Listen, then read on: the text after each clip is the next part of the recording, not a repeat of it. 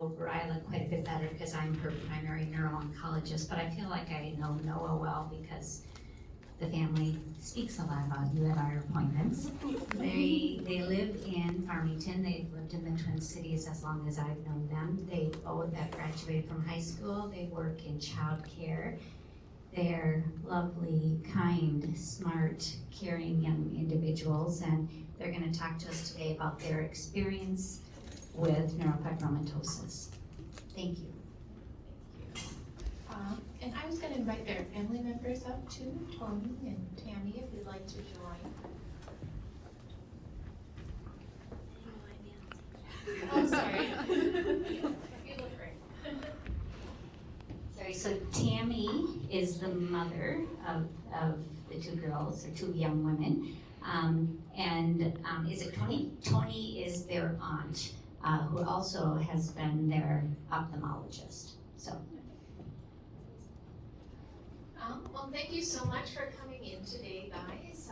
We're just going to kind of chat, and I thought I'd start and just ask if you could tell us a little bit more about yourselves individually, kind of what you're doing now and what you enjoy doing too, just so we can get to know you a bit better.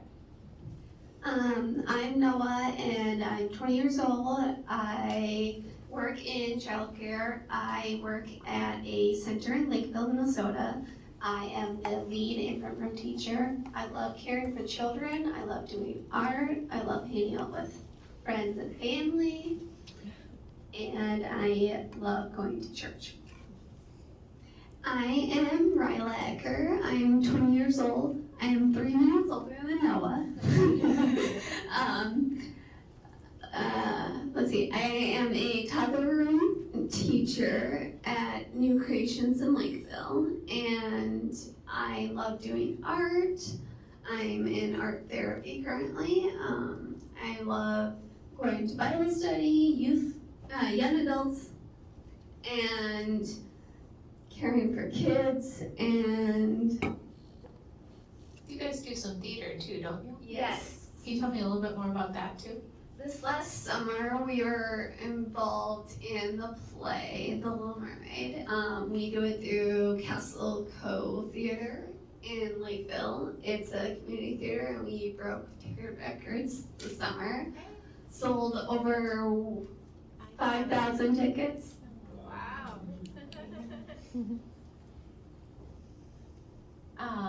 And could we hear a little bit about Toni and Tammy too? I'm their mom. I have 2 other children, a 15-year-old son and a 9-year-old daughter. We adopted Ryla and Noah when they were 3. We got them when they were 26 months through foster care. So they communicate with their biological mothers. Only through Facebook Messenger. They have not had seen each other since their last foster care visit when they were 3. There was abuse that went on and neglect, and so it was up to us to decide. Now that they're 20, they could decide to meet up with them, but they have a full brother who officially I wouldn't have known about if their full biological mom wouldn't have told me, and we think he has neurofibromatosis type 1 as well. But we don't really keep in contact with, they're not telling him he's adopted, and so we have not kept in contact with him. Yeah, that's it. Ryla and Noah are very independent. Noah got her own driver's license, her own car. From really young age, they took on a lot of responsibilities with this neurofibromatosis. They're very responsible in taking medicines and stuff too. So the doctors will recognize that sometimes I'm not there with the appointments, and the girls will just carry their own weight. We actually just met for this conference because the sisters typically just come into their appointments on their own. And I'm Toni Scheper, and I am Tammy's sister and the girls' aunt. And I met the girls when they were first brought into foster care at 2 years old. And when my sister adopted them at 3, I was very grateful because they were just sweet little girls right from the get-go. And Tammy is right, they're very independent, very knowledgeable, they've had a lot of difficulties, learning difficulties, and it's not been easy for them. Their childhood has been, difficult, but they have overcome a lot, and it's really been wonderful to see. Thank goodness they got out of the neglectful situation that was when they were infants, because they would not know it. Yeah, thank you all once again for coming here to talk to us. And then for my next question, so you guys are both teachers at a daycare. Can you tell us more about that? Are there any challenges that come up just because of NF1 too? We do incident reports when the kids get hurt, and I've had a few parents tell me that my handwriting is awful and that I should not be writing incident reports because my handwriting is so bad. World of medical doctors welcomes you. I have more issues because of my brain tumor pushing on my thalamus. I have 5 more issues on my right side, so cutting things out is hard, and maneuvering things with my right hand is hard. I've learned very well how to just use one hand. I'm in occupational therapy to slowly regain the use of my right hand again.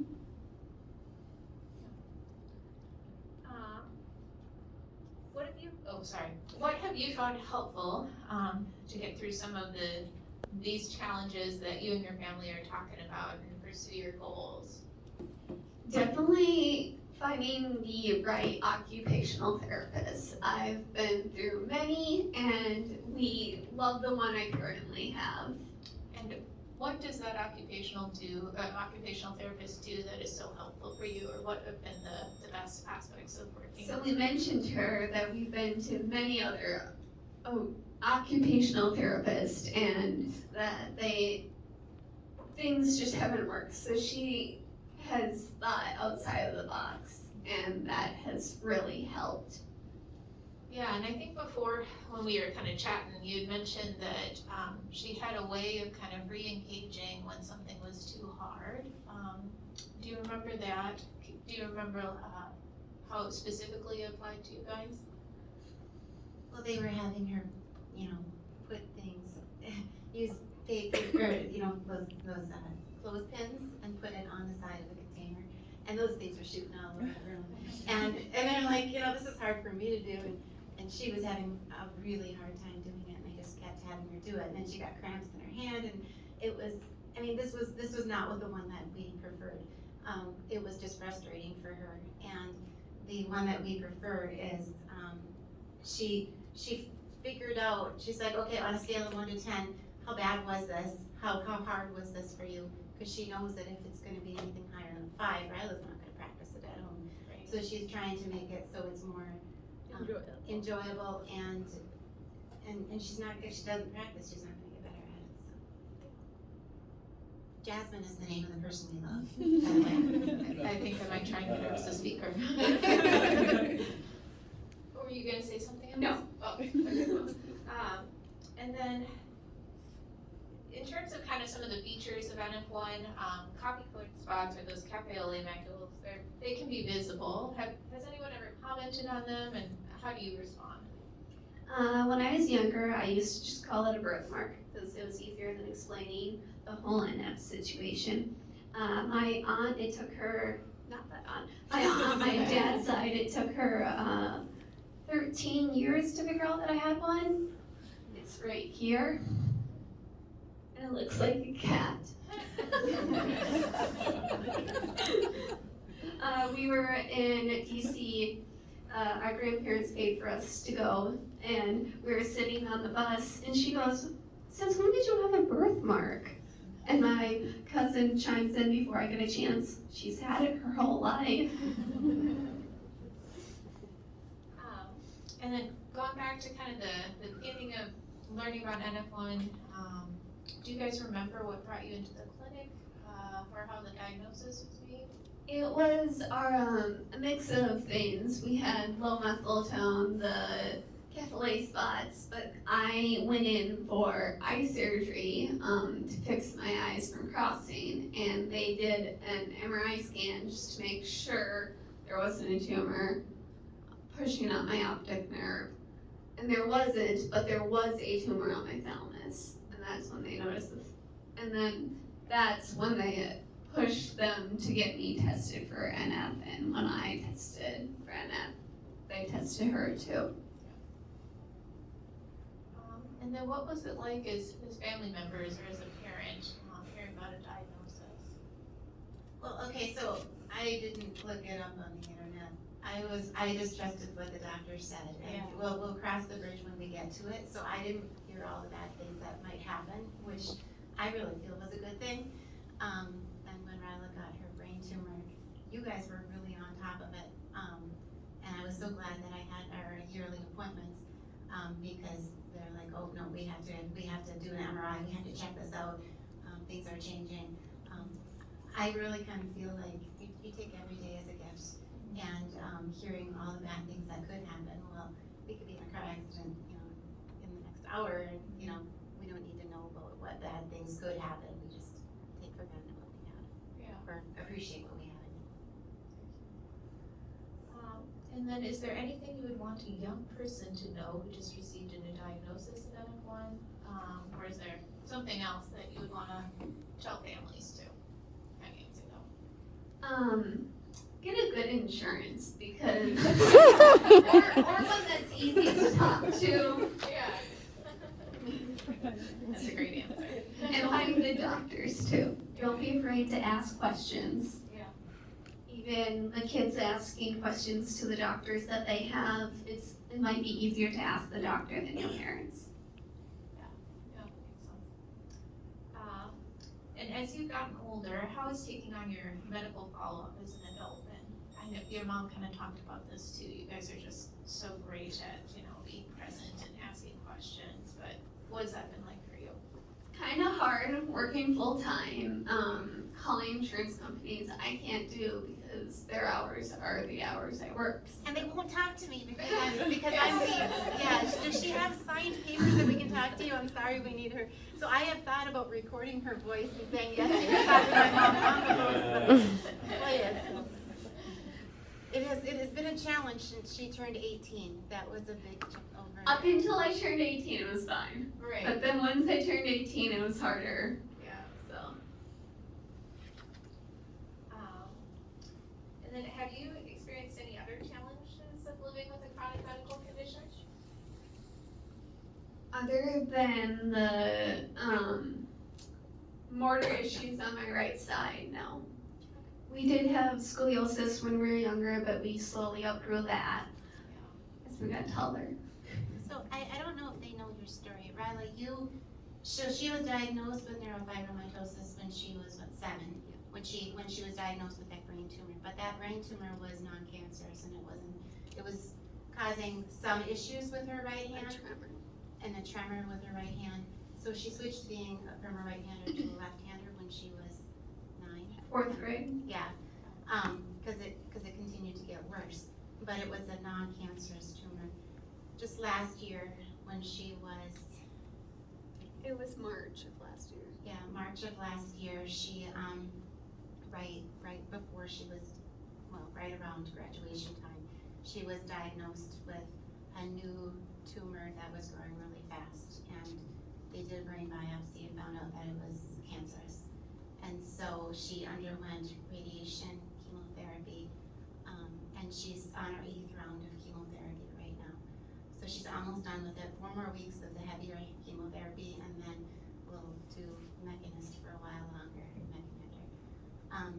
but she, this last year has been the most difficult with her health.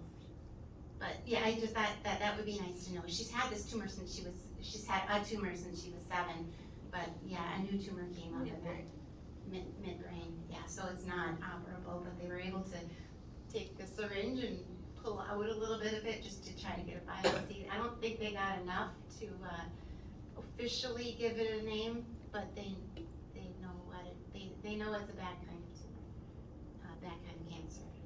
So she's fighting it and she's doing amazing. They didn't give her good chances with the diagnosis, Dr. Bendel knows. But she has proved them wrong. We also, people praying over Ryla has made a huge difference to Ryla.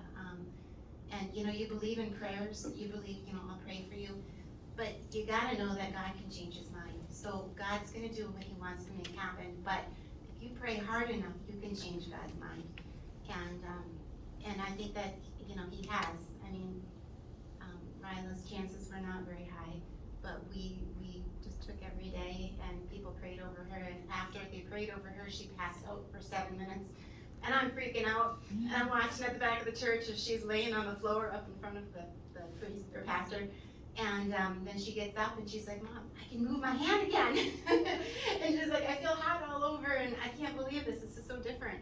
And so many of these experiences, she's had them pray over her and she's been able to do things that she couldn't do before. So I think we need to give God more credit. The prayers do actually do things. And it sounds like you guys are part of a really great community that's giving you a lot of support, and you have a lot of people looking in and thinking about you guys too, and I'm really happy to hear that. Is there any other stories you guys wanted to share? I wanted to give them some opportunity to ask questions too, but other thoughts before I open it up to them? No, I don't know if it's related to NF, but I've always had the issues where my ankles are weaker, so it's always spraining my ankles randomly. I'll wake up with it hurting. I'm like, oh, I did something weird yesterday. Have you subluxed or popped any other joints? My shoulder. Yeah. We both have shoulders out. Yeah. Well, the doctors have no idea what I actually did to it because the MRI never said I popped it out. They have low muscle tone, Yeah. and they're extremely flexible. Yeah. We were in gymnastics for a while, and the low muscle. I could do the full splits. Yeah. Double jointed in elbows. All right, well, I just want to say thank you again before, they also offer their questions. It's just so great and wonderful to hear, guys, your story, hear how you're tackling challenges every day. But let me see if there's anyone else that has something We gotta special thank to your say the too. doctors here too. Oh, yeah, Dr. please. Bendel, Dr. Siqveland especially. I mean, you two are so exciting, and of course, I've got lots more doctors here that are amazing too, Allison. But we really appreciate all of you visiting with us and laughing with us and joking with us. You guys are amazing, so. I'm sorry, you guys are amazing, we really appreciate that, so. The doctors here are awesome. All right, are there any questions that people would like to ask?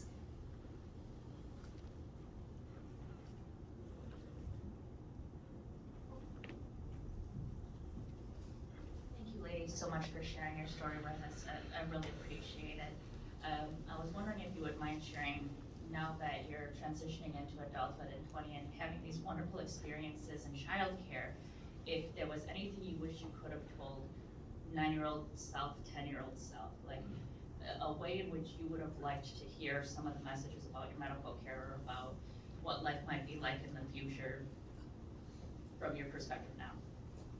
I would say not to worry about what other people think. You can tell them that you have NF, or you can just leave it. But if they are making fun of your spots, just tell them that you don't care what they think. Bravo. Own it. Love Very, that. very good advice. Thank you so much, ladies. So we have a question from one of our virtual attendees who was saying, fantastic panel, thank you for being so transparent with your journey. I was curious, when were you told about your diagnosis, by whom, and what was that experience like?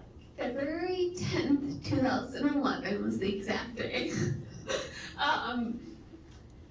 Who even stood up before coming? Do you know who told us You mean about neurofibromatosis? that we had it? Yeah. I guess it was Elizabeth. Elizabeth. Cowboys. And Janelle. So you remember? I remember that day because I looked it up when we were answering the questions and wrote it down. Didn't you see the cafe LA spots though when they were adopted? You know, We had the spots at a young age, I know. okay, so yeah, you noticed, you started counting the spots. And then, some of the other things they were talking about, like the skin itchiness, Noah still deals with that, right now, and we just, triamcinolone cream is our best friend. So That's we, why I have half of it shaved. yeah, we shave her hair because she keeps getting dry spots on her head. The bowing of the legs, the girls had it really bad when we got them. We assumed it was because of malnutrition, because when we got them, they were 26 months, but their legs were really bowed out. And I don't know if that was NF related, but the low muscle tone, the learning issues, everything kind of put together, and then it was so nice when you guys said it's NF1, so that we actually had a reason and somebody to keep an eye on what was going on. Well, thank you once again. If we could just thank them with our applause too.